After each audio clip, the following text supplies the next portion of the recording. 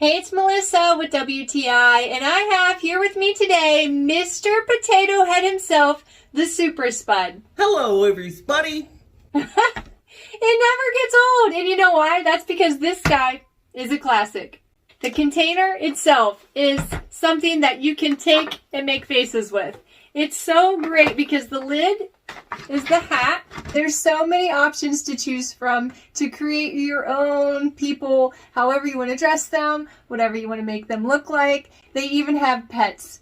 The great thing about these smaller potatoes is that they do have storage behind. So you take this part off and then you have easy access to storage behind to carry your potato head or any smaller pieces.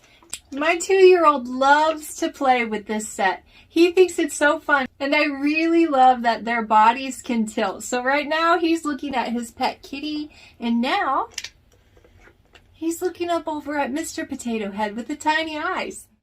Mr. Potato Head has been around for a long time, and there's a reason for that. It's because he's such a classic. There's always so many new inventive ways that you can create a face. My favorite memory so far has been when my 2-year-old ran over shouting that this was his Nana. I couldn't wait to show her, and of course we laughed and laughed. I think that you're really going to love this. I know that we do, and that's my point of view.